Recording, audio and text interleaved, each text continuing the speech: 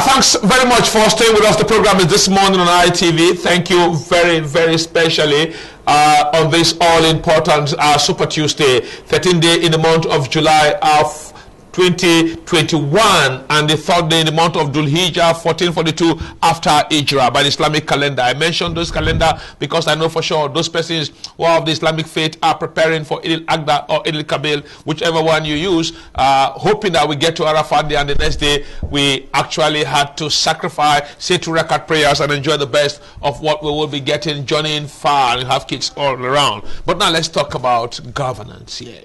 You know, for sure, most times youths across the country have been complaining that they want to be in leadership position. When Abdul Rashid Bawa was appointed chairman of the Economic and Financial Crimes Commission, there was this whole jubilation. No one talks about tribe, about religion, about everything. The youth, we are dancing around that, hey guys, we got the age that we really require.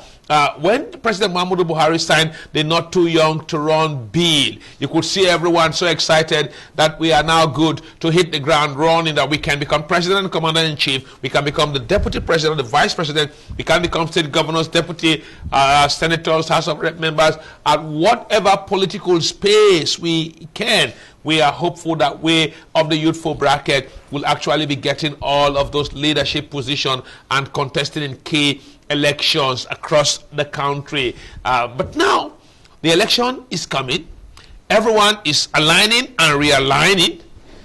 But somewhat, the question is, are the youths really committed to leadership? Are they willing to learn? Or are they just going to be doing what we saw, what we're seeing across the country? You go down south, you see one big politician and you see youth telling him, oh, guy, your boys stay here. Oh. You go to north, you hear this say, Allah very give, Allah very saki. You know, so the things we do. But now let's discuss.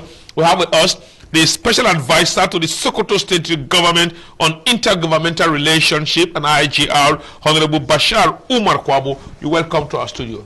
Thank you very much. How is the Caliphate? Well, Caliphate is well. I call him Mr. Speaker. All the time I refer to him as Mr. Speaker. Whenever he does, he laughs so much. The governor. How's the governor? My governor is doing very well. Now, let's look at youth participation in governance here. Let's start up with some analogy. Some had raised fundamental questions that the elderly have told us while we were young. And when they see you, I say, hey, Bashar, you are the leader of tomorrow. And they told you this maybe way back in the 80s and 90s. And now, Bashar is growing old. And the same people who told you are the leader of tomorrow are still leading today. Is that a good narrative for us? It is, absolutely.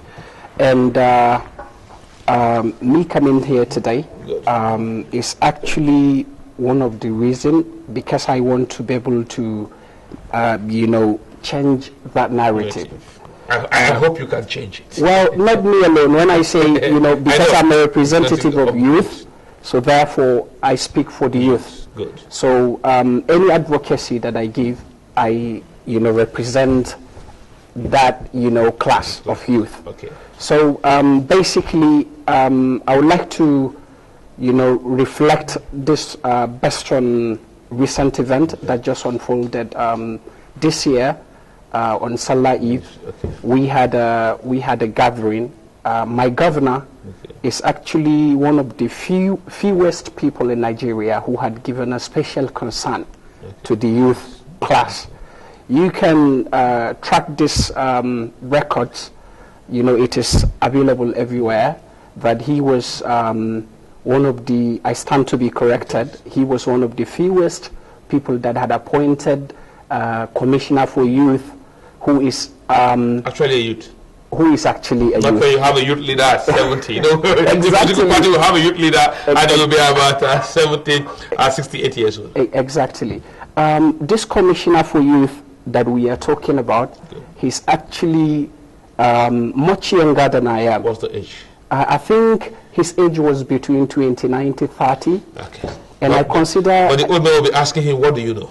Are they asking him that in Sokoto? No, not really. Not really. Okay. Because the governor himself had realized the potential of youth, what youth would be able to offer, and he realized that that person in particular has remarkable potentials, and he believes that he can be able to contribute to the development of Sokoto and nation at large. So not only him alone, there are lots of youth who were appointed, like myself. I am also a special advisor, and along with a couple of us, we are all serving on that capacity. But why we look at Aminu Tambawal and say, hey guy, we know you, a stubborn governor, a youthful speaker, and all of that here. Besides the Tambawal narrative you're giving us now, let's open the scope a little bit wider. Can the same be said of other governors, or can the same be said nationally? Okay.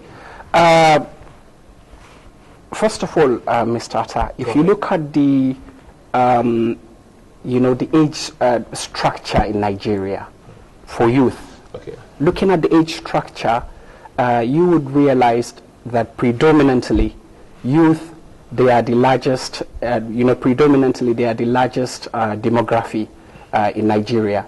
According to ResearchGate, the demography, was actually between 2009 to 2019. It was fluctuating between the percentage of 43.5 to 44%, which if you look at the entire population is quite a significant number. It's a substantial amount. But are the youths following this calculation the way you are doing? Well, I believe so. I would like to believe so, because if not, we wouldn't have the mind. We wouldn't have, we wouldn't be so determined to change the narratives. And let me tell you something, Mr. Atta. It is actually changing. It is actually changing, because we're literally drifting, from that, position of, being forsaken, as youth who wouldn't be able to contribute to the development of Nigeria, to becoming more productive, becoming, giving our own quota of contribution into the development of, our society and our nation at large. There are quite, few people who have, come forward, to say that I understand youth have got this to contribute. Like I've said, previously, my governor is one of them. My appointment and the appointment of the Honorable Commissioner wasn't the only, appointments that have been made in this political dispensation. I would like to believe that we have been given quite a significant, we have been given a large share. Okay, now let's look at the perception of the youth. You sound very enlightened, you sound very passionate about it, but when you go around northern, southern states, regardless of ethnic or religious coloration, many have given up on themselves. That there's nothing we can do. They are already there. They are the ones who are there. Well, and I know you have made this group very massively. Yes, of course, but like you have said, most of the youth that I live with are like minds, those who are determined, and I know quite all right. We have lots of those class of youth who think in that manner. But in my case, most of those that I live with are actually those who are determined to make a difference, not actually those who think we are done, we don't have a future. I am in that, I belong to that class who wish to make a difference. Now if we want to make a difference now, the question is, youth participating in governance and in politics here, look at the political party structure and dynamics. For beside appointment into offices, maybe yourself, the commissioner for our youth, several other young persons, but when it comes to elective offices, which is very key, very cardinal, and very crucial, the political party structure, to get to that point, you have to pay XYZ million to buy the form of your political party. should you finish buying the form of the party, the process to get to contest an election is heavily money-driven. In our society, even in bigger clients like America, people donate money for president and those are running for offices, for congresses and all of that. Yeah. The question is, are the youth empowered to do this? Or do we just wait until we got a Camberwell who believe in a youth to pick all of you and put you, or do we just wait until when we don't have anybody, or do we just end up becoming godsons as youth who are in governance? Well, Mr. Atta, what I can say to this is that, you know, looking at, but you know, the godfatherism is in Nigeria is actually is actually surfacing, is there, you know. So, like I said, if we are fortunate to have the right leaders who think that youth have got a lot to contribute, those will end up sponsoring, you know, the youth. They're not empowered, you know, they have not been given enough, you know, they have not been empowered well to be able to actually participate in elections as such. But I believe, you know, when they partake into, you know, the election processes, you know, giving their own contributions, you know, for a particular political party to reach the power corridor. So I believe then, you know, they would be able to, they would be given appointments. Like you've said, you know, my governor had done that. You know, we partake in the election processes. We contributed our own quota, and when he reached to the corridor of power, and we were compensated with appointments. But can't you be a governor of a state? You sound very eloquent, you sound well-read, you sound heavily traveled, but can you be governor of Sokoto State as young as you are? Of course. Are you sure when time comes, the Tambawals of this world, we look at young men like you and say, hey guy, Bashar, you look good. Let's see how we can put resources and put you there as a very young governor. Okay. With people like my leader, like I told you, I was trying to reference, you know, an event that just please go ahead. That just, you know, took place recently on the eve of you know, Eid, when our governor invited the Sokoto youth to come and have a lunch with him. So he was saying in his speech, I quote, he was saying that youth are the leaders of tomorrow. No.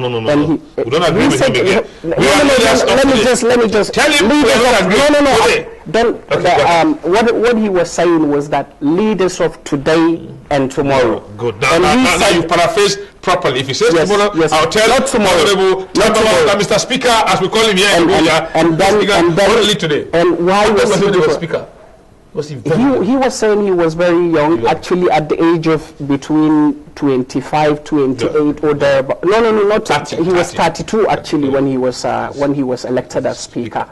But when he went to the House of Representatives, he was between the age of 28 to 32 and thereabout.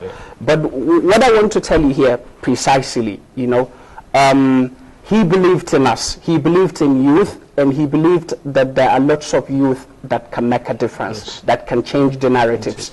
You see, the special advisor for youth to the Sokoto State government was actually was also a youth, and special advisor for skills and acquisition was also a youth, you know, and special advisor, commissioner for environment for Sokoto State is also a fellow youth as well. So there are lots of, you know, appointments that were made to this regards. Okay, but the worry before we start to round up here is that somehow some of the youths believe that they get involved in thuggery, they get involved in drugs. What will you be telling them as a last word for this morning?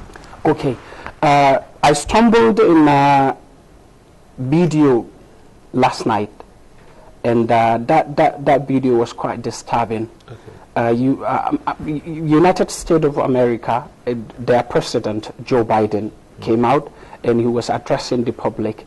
He said in the last 3 months they were able to get up to 2 million people employed. Okay. The reason why our youth, our fellow youth, get involved into thuggery is because they have not been duly, empowered.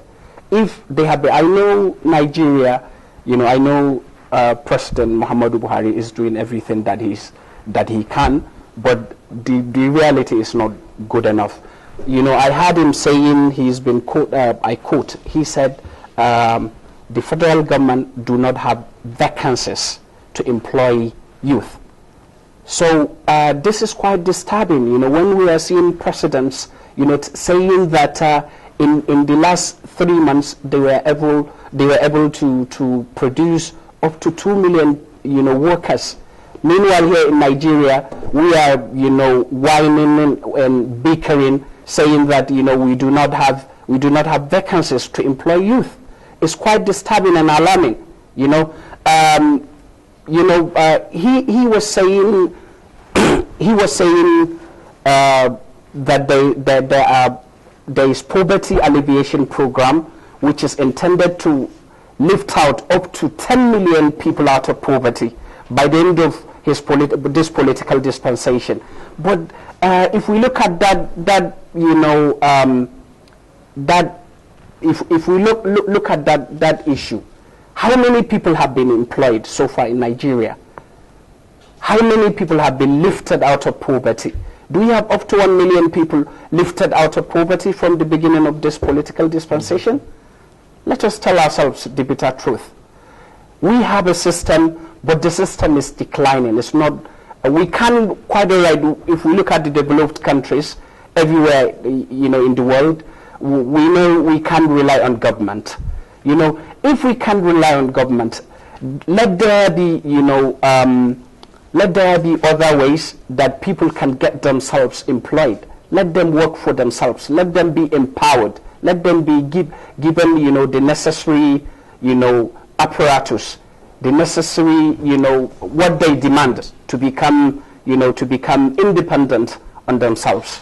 Okay, let's then be given what they require to become independent on themselves. That means government should be putting more resources on youth empowerment, job creation, and revenue generation to ensure that Nigerian youths are properly empowered and positioned going forward to actually take over leadership. Thank you very much, Honorable Bashar Umar Kwabo, Special Advisor to the Sokoto State Governor, that's Aminu Waziri Tambawal, on intergovernmental relations and IGR. Thank you very, very much. Thank you. We'll be waiting to see how many of you persons will be going to the House of Reps, the Senate, and several others during the next election. Okay. And I just hope also that our cross-board will be doing that together. We hope other youths like you will also come on board.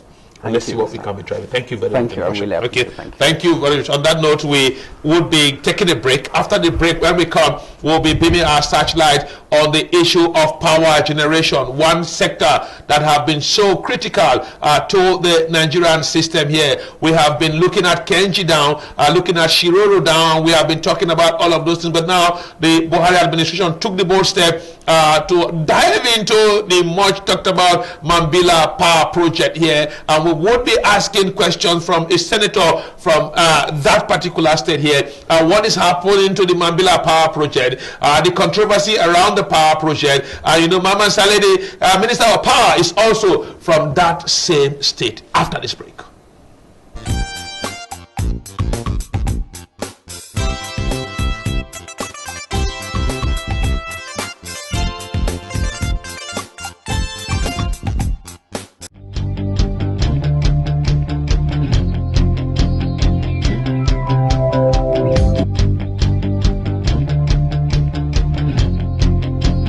Based on logistics, there are two categories of young people in Nigeria today. The first category, the educated, empowered, and privileged. The second category, the poor, the deprived, and angry young people, who form the majority of the youth population you refer to, and are the ones that have become the tools of trade in the hand of the politicians. So we, the young people who are educated and can make the type of decisions and understand where Nigeria needs to go, are in our minority. The ones in the villages and the bushes who don't have education, who are poor and angry, who become area boys, do not even have food to eat 3 times one day. Now, where do we go from here? How do we promote inclusiveness?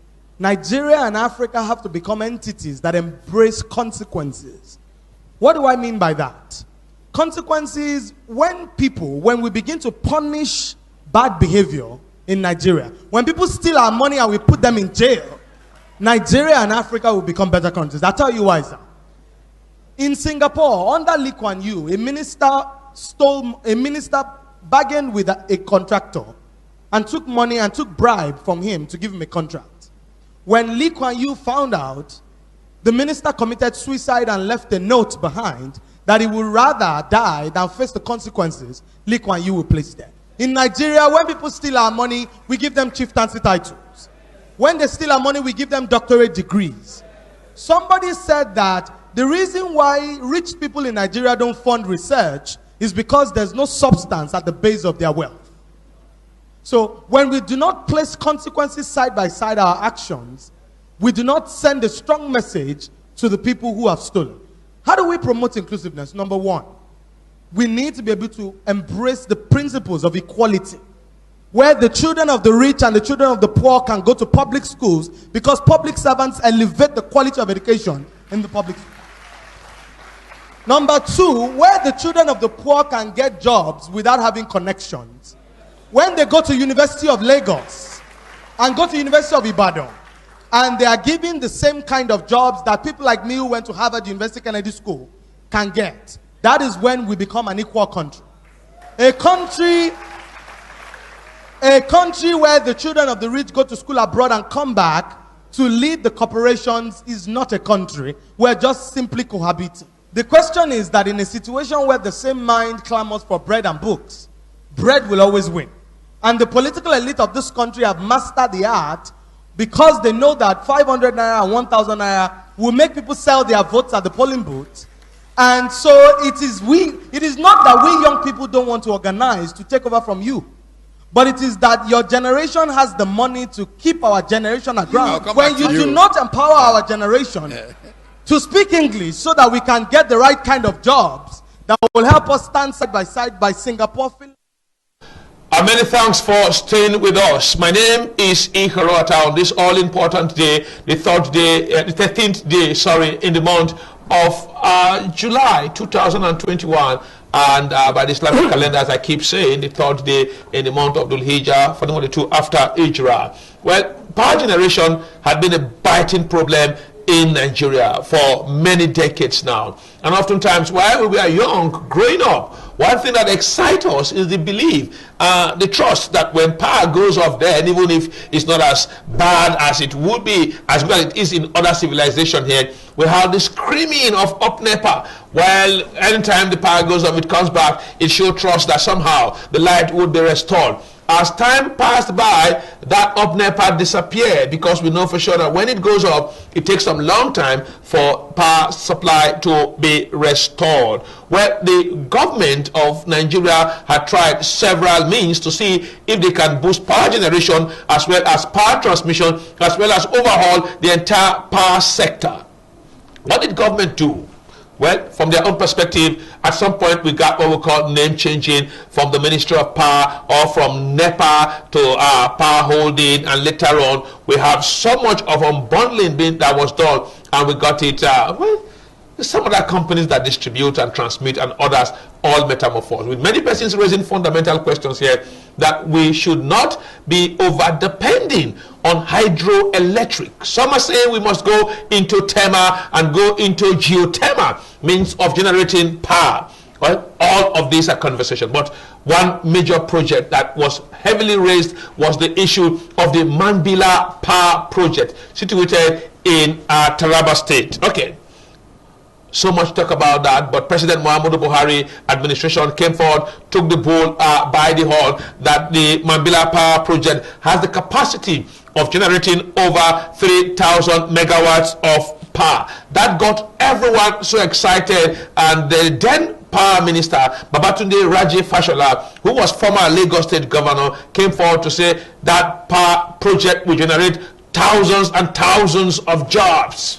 Thumbs up everyone gave. But later on, he was asked to just focus on works and housing, while Saleh Maman from Taraba State as well was given the job to become Minister of Power. This time around, many are expecting that he will do more on that power project, if for nothing, just let's not say he's biased now, but somewhat to get people to do the job, and it's from that side, so he will understand the terrain better. But what makes some of us quite uncomfortable was the fact that the over 3,000 megawatts was now downgraded to 1,500 projected megawatts of power. Well, the Gabriel Suswan led Senate committee that went round on power actually raised some issues about some funds being paid. Senator Yusuf, who also hails from that state, was now asking this question during that visit that, okay, since you give the state about 800 million or so, how do we going to oversight check that? Well, the good news now is that I have with me in the studio as my guest for this morning, distinguished Senator Yusuf Abubakar Yusuf. He represents Taraba Central at the Nigerian Senate, the Red Chambers, and he is the chairman of the Senate Committee on Special Duty and a member of the Senate Committee on Power. Welcome very much, sir. Thank you very much. How's our Red Chambers? Let me start. That's what I want to ask. When you get to Taraba, they say, how is the Senate? The People's Chamber is very, very okay. Okay. Well. Thank you very much. That's that. Let's quickly go into power. I had spoken to some of my friends who are from Taraba, and I had told them I really believe, from my own point of view, that the coming of Mama Saleh will see the Mambilla power project fired from our cylinder. But I'm not getting that now. I'm not worried that the project we all clapped for, we got so excited about, is not as fast as you should be going. Well, thank you very much for having me here and then to talk about Mambilla hydroelectricity power. Of course, everybody in this country, indeed in Africa, China and the world is worried. Very, very concerned why this project has dragged, has been so long. President Muhammad Buhari has done the best he could do, you know, to push this project online. For 42 years or even more, you know, governments after governments have been trying to establish this project, but, you know, to no avail.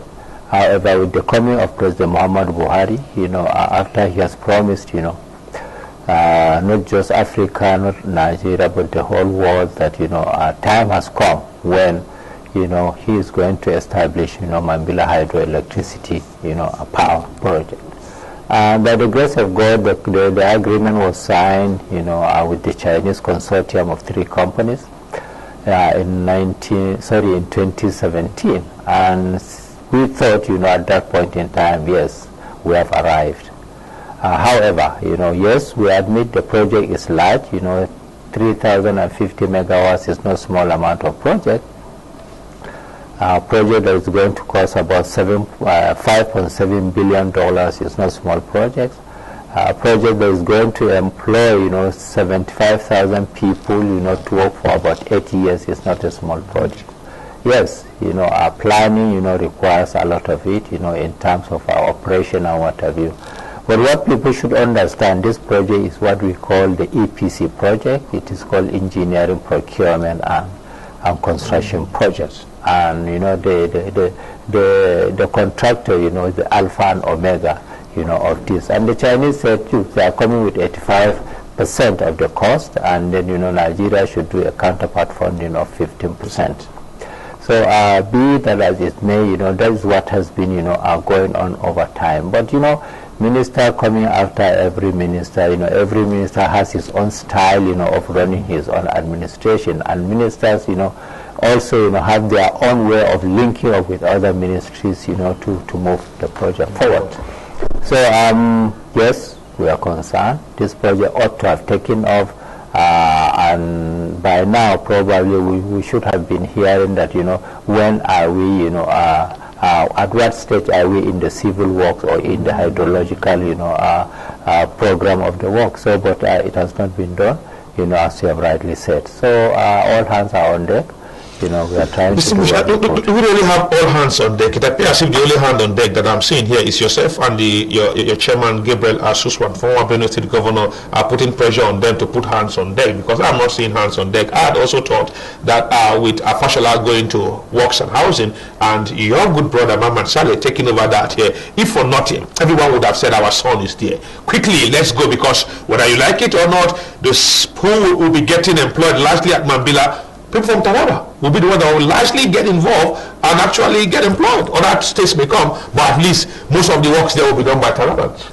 Surely that is so. What I mean by all hands are on deck, is that, like I said, it's a gigantic project. Correct. Everybody is doing his little bit. But what we are saying is that, at this point in time, the counterpart funding of 15%, of the project, has not been secured yet. Well, the government is working on it. It has to come from borrowing. It is not coming from, revenue generated by government. And then secondly, at a stage when Salem Amman came, with due respect to him, he tried to look at what the projects, do. Can we scale it down? Whether it is because it's very big, that is why it's becoming, a big job to do. But, like I say, with due respect to him, some of us said no. It will be very difficult, to do what, is intended to do, because what are you going to do? You push away, the project you signed for 30, 50 megawatts, and then bring another one for 1,525 megawatts. So these are issues that are burning on the table, for the execution of the project. So but the question distinguished here, if Rotimi Chibike Amechi, who I know some of your colleagues from the Senate also carry out oversight function on his ministry, can secure loans for real projects, don't you think he pushes the finance ministry to get more loan from the same China? How come we're not getting this done when we have a Taraban there? Because that's what people at home are saying. Yes. If Saleh did not give them this, the next minister may be a Pharaoh that may not know Joseph. Yes, it's something, there are ministers and there are ministers, so Chief Rotimi Amechi, has been, able to do that, but I don't know why at this point in time. You question him, you interrogate him, you summon him to appear. Yes. Some senators will go to the field. You question, interrogate him, push him. Yes, we did that. I don't know whether it is, the big size of the money that we are talking about. I don't know whether it's the coordination aspect of it, whether it's Ministry of Finance that is going to do this. The relationship between power, water, environment and finance and the other agencies. So there are if we talk about 15% of about 5 billion, it's less than $1 billion. It's not a big money as what we see Amechi push through. Yes, that's the truth. It's not more than what Amechi pushes through. It's less than $1 trillion. Then why can't we push this, sir? Well, it is not as easy as that, but like I say, I am a parliamentarian, and that is in the realm of the your work is to push them. Is to oversight them, push them, question them, interrogate them, and make sure they work. Yes, our work is to oversight. We make law, we oversight, but until the executive has been able to put forward why it is difficult. Just 2 weeks ago, or as you have rightly said, we called the minister, to find out what are his challenges, why are these things, not going to work. So we are working, to find out why this project, at this point in time has not taken off. But are we having any hope that it will take off? Because from next year now, distinguished, the political engine will be steaming very much. Everyone will not be having time for all of this so much. Yes, I'm very, very optimistic. Why do I say so? The northeastern governors, came and met, the Senate President, His Excellency Senator Ahmed Lawan, and they are also worried that is it a political will? If it needs to go to Mr. President, they are willing to go to Mr. President and find why there is, a slow nature of this. So while we are working on it at this point in time to find what are the missing links that is making it very difficult, challenging for this project, to move as fast as we want to. So yes, we have heard, what the minister has said. We have heard, what others. So probably this is the right time, for us to call, other ministers of water resources, ministers, of finance, to find out what is happening about finance. Maybe we also, call the Minister of Justice, Attorney General of the Federation, to find out are there some legal issues associated to that. Now, distinguished, do you agree? Do you agree that a project that was celebrated at a maximum capacity to be something very, let me use the word now, gigantic, to give us 3,000 and about 50 megawatts, is now being, from what Mama Sale told you, Gabriel Suswan and the committee members, was that he's scaling it down to 1,500 megawatts. You agree that that should be, when we have already signed, we've already moved on, and we're saying, hey guys, we're going to get about 3,000 here. Adding that to the national grid here, we know that the Northeast may not be lacking power. Well, personally speaking, it will be very, very difficult to accept that position. But that's what he told you he wants to push. Yes, that's what he told you he has already even completed that already. That is what I am saying. But what are you going to do with the contract on 30, 50 megawatts? Are you going to go into litigations again, for the Chinese to come and say, well, we have signed... What are his reasons? Well, probably, when he came, maybe there are some explanation, clarifications he had wanted. But even that one, no approval has been secured for that. Maybe it's just on a proposal. So what we have on the ground in reality is the 30-50 megawatts. That's what we have on the ground. That's the contract that is subsisting. And like I say, it is an EPC, contract. Engineering, procurement, and construction. So that is what is subsisting at this point in time. Until, we have, approval or we have good reason, for scaling it down. And I don't think it is the monetary aspect of it, So, maybe is that, there are some issues that have not been fully clarified. Okay, the Talibans are waiting, Nigerians are waiting, everyone is waiting anxiously. Let's look at the issue of compensation for persons who are living in that area who will be affected. How far is the government going, sir? Well, before you do compensation, there are steps to take. First of all, you must, secure the land. You must do your own survey and demarcate the land. It is after that you are going to do some enumeration, and then you work out, an issue of compensation, then an issue of resettlement. So, these things, are being expected to be done. What is being done at this point in time is, survey and demarcation of land by Taraba State Government, having engaged some consultants, but funded by the federal government. But why is it taking so long? 2017, 18, 19, 20, 21. Is it not taking too long? I agree with you. We have not even started bringing the chippings, not even iron rods. We're not even excavating. I agree. It has taken too long. Like I said, maybe it's coordination. Maybe it's the person on the spot that is supposed to coordinate very well, and there are issues around coordination. So. These are the issues, like we observe, we are trying to find out so that we can come, from the parliamentary point of view, and then exert, pressure, through our oversight, function to make sure that this project moves up as fast as we could immediately. Now, distinguished, I love your passion, although I must admit you are careful with your words. That is common at the Senate, the House of Reps. Whenever they come here and we talk. The junior lawmaker, they talk almost like youths. Anyway, that's part of our culture. We talk the way we like, just air our mind, but somehow when you get elderly, you choose your words appropriately, and that's wisdom. Now, the question here now, do we have any timeline? Or is it a to infinity project where they tell you to wait, we are waiting for one time when we'll get a budget, or we'll get to take loan in future, or no one is having a fixed time? It's just appear. Well, as far as I am concerned, if I can remember very well, the component, of Mambilla, has been one of the loans approved by the Senate. Good. So I think it's the Ministry of Finance and the Debt Management Office must be working, on those. Are they really working, sir? Well, or have they kept it somewhere and until the Senate pushes them again? You know why I say it's working? A Senate, is a parliamentary arm of the government. That the other side is execution. Good. So when you cannot go and do somebody's job.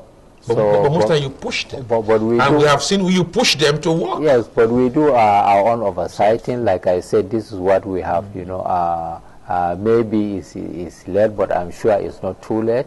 So, but we are working, to see that, our oversighting function, has gone to the extent of pushing this program so fast. Yes. Have you given them time? Well, to give them time right now, what we did was we had meeting with the Northeast, Governors Forum, and we are working on few details, so to enable us to go and meet, Mr. President. So we see, is there any political will that is lacking? But do you have a time limit? As you are now, say, I want this thing to be done within the scope of work of this current Senate or this current administration. Because when President Muhammadu Buhari leaves, the next man may not have the passion. So I would not take another 40 years down the wilderness. Personally, it will be very difficult for one to say that, because, like I say, it is in the realm of execution. But probably by the time we meet Mr. President, and then come out, which is very, very soon, pending when we have, when the governors, have appointment to see him, and when we tie the details, we are expecting a report from Taraba State Government on the issue of surveying and demarcation. But how soon will the governor see him? Well, I know they go there regularly. Even Bala Mohammed of PDP goes there. Borno goes there regularly. Yobe goes there regularly. I'm not saying so much here of your governor, but sometimes I believe he was. Yes, one governor going to see Mr. President is not an issue. This time, all the 6 governors of the region, are going to see him. The Senate President will be part of it. We don't know how many senators in but you will also be there. You must also be there. I pray that I will be part of the group that will be there. So I think until we have that, then we will be able to say that, well, Mr. President, what are the challenges? If it is political will, I'm sure the President I know, he will bend backwards to give whatever level of approval that is required, if it is approval that is required, or executive directives that is required. I'm sure he will go on to do that. But let us meet him first, and then find out what are the challenges. How we are going to go around the challenges. These are the concrete challenges that we are trying to get at this point in time. Okay, before I let you go now, just a little bit of a wider touch here. I would have taken that from the beginning, but how to keep that test, take it the way it was hot until now. Can you just tell us, in a large term, the benefits that we'll get in the advent of this power project coming on board, besides the issue of job creation? Well, besides the issue of job creation, one, we are going to have, a much more power, pumped into the grid. Secondly, we are going to have a stable power, that is going to be, for this country. And, hydroelectricity, once you do it, it is a very, very enduring, source of, power generation. And it's going to be, cheaper than, other sources that we will have. So, and the other, are linkages in terms of tourism that is going, agriculture is going to be part of it, environmental, advantages, are going to be part of it. So there are enormous, things to do. Entrepreneurship, is coming into it, investors will. So there are so many things, even the press and media, you'll be part and parcel of the, the job. We are hoping so very strongly. We thank you very much, distinguished Senator, for coming on board, and we just hope and pray, if I may talk the way some of my Taraba friends we speak, they never knew I will be seeing you today, that every pressure needs to be put on Minister Saleh Maman to actually do something that his people will be proud of over time. And I hope you put that pressure on your brother. Well, we put the pressure. We put the pressure. Even they need more pressure. Whenever you go home, it's Mambilla they mention, am I correct? Of course, like I've always said, Mambilla is me, and me is Mambilla. That's good. I love that. It is in a word, next to mine. I love that. I love that. Much thanks to the very distinguished Senator Yusuf Abubakar. Yusuf is the senator representing Taraba Central District at the Red Chambers of the National Assembly. He is the chairman Senate Committee on Special Duty and a member of the Senate Committee on Power, headed by former Benue State Governor Gabriel Asuswan. We are praying and hoping that we'll do all of this. Can I tee up a little bit, although it is not okay, just a minute. Just a minute. I heard, they're saying that, in terms of youth employment, empowerment, President Muhammad Buhari has not done much. There is no government that has done great, for the youth of this country like President Muhammad Buhari. The National Sovereign Investment, program, that has taken, over over 500,000, over 1 million, you know, youth in Empower programs, you know. So it's done. You know, we in APC, what we are talking about, we do not want to go into demeaning, you know, empowerments like people, you know, pushing wheelbarrows left, right, and right. We try, you know, to give proper, you know, guidance. The money that he do more. Well, you know, yes, you know, recently they have engaged about 350,000, you know, youth in Empower in the area of education, agriculture, and health.